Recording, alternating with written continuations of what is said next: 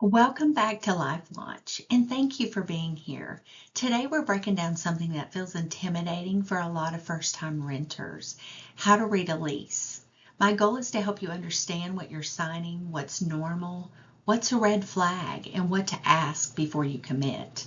This video is for educational purposes only. It's not legal advice, and lease laws can vary by state. Always read your full lease and reach out to a qualified professional if you need legal guidance. All right, let's walk through this together so you feel confident and not overwhelmed. A lease is a legal contract, and once you sign it, you're responsible for everything in it, even the parts you didn't read. And here's the surprising part: most people don't read their lease all the way through.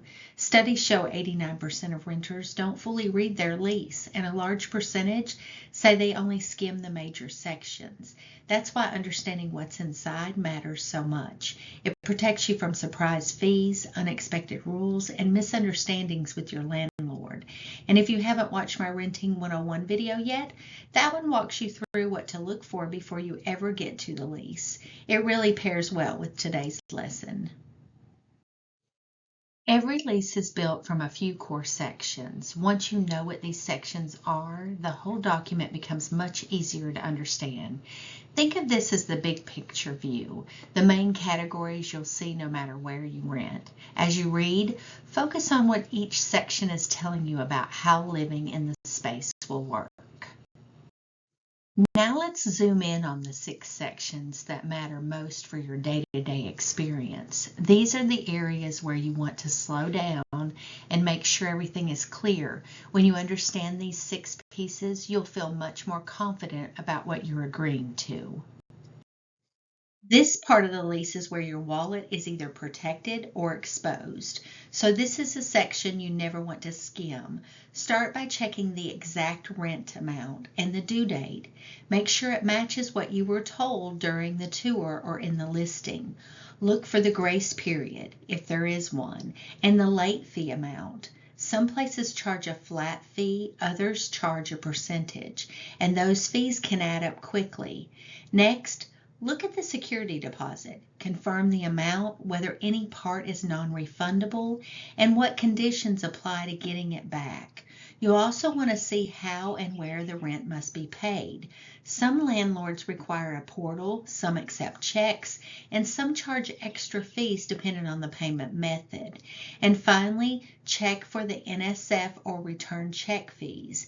Even if you never expect to run into that situation, it's important to know what the penalty would be.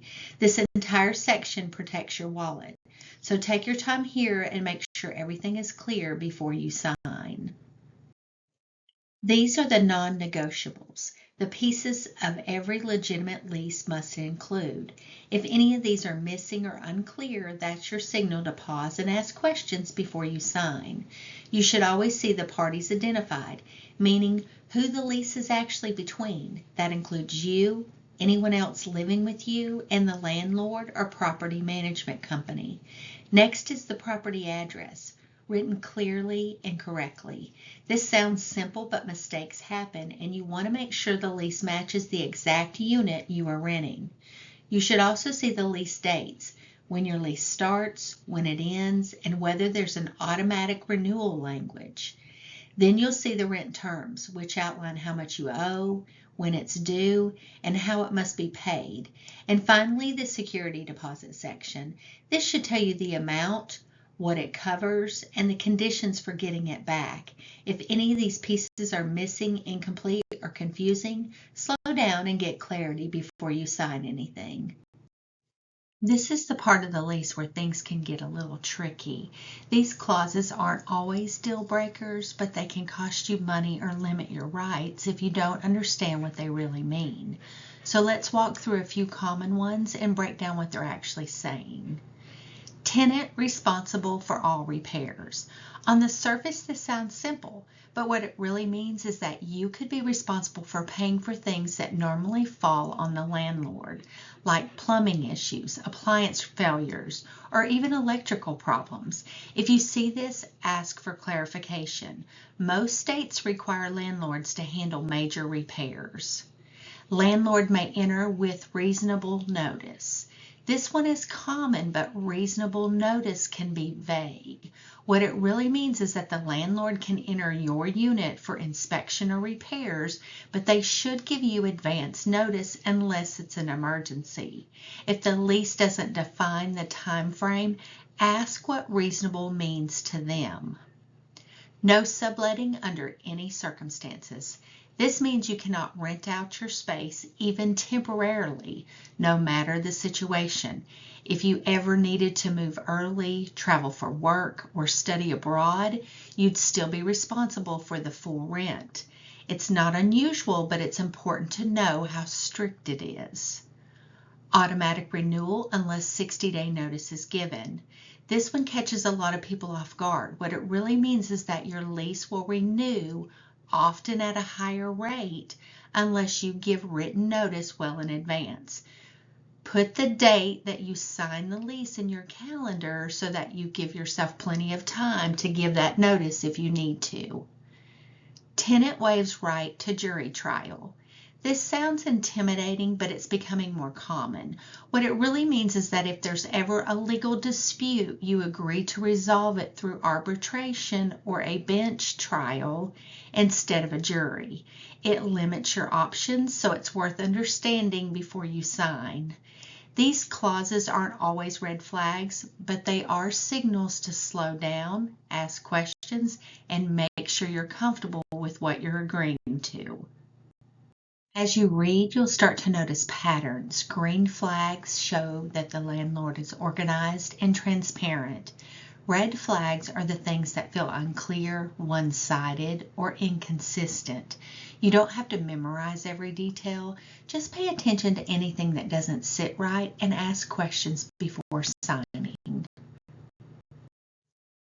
These questions help fill in the gaps that the lease doesn't always explain.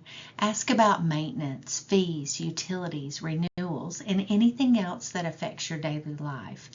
Getting these answers up front makes your renting experience smoother and more predictable. From day one, you want to start building your paper trail. This is one of the best ways to protect yourself as a renter because if anything ever comes up later, you'll have proof of what was agreed to. Start with a signed copy of your lease, digital and printed. This is your foundation and you'll refer back to it more than you think. Next, take move-in photos and videos of every room, every wall, every appliance, and any existing damage. Time-stamped photos are your best friend when it's time to get your security deposit back. Save all your rental receipts and payment confirmations. Even if you pay through a portal, screenshot the confirmation each month. Systems glitch, your screenshots don't. Keep all written communication with your landlord or property manager. Emails, text, maintenance requests, anything that documents what was said and when. Hold on to any addendums or changes to your lease. If something gets updated or agreed to after signing, make sure you have it in writing. And finally, when it's time to move out, submit your move-out notice in writing. This protects you from extra charges or misunderstandings about your end date. The more organized your paper trail is, the easier it is to resolve issues quickly and fairly. Before you sign, run through this quick checklist. Make sure the numbers match what you were told, the blanks are filled in, the fees make sense, and your questions have been answered. This final pass helps you feel confident that everything is clear and accurate. Thank you so much for joining me today. Reading your lease is one of the most powerful things you can do as a new renter.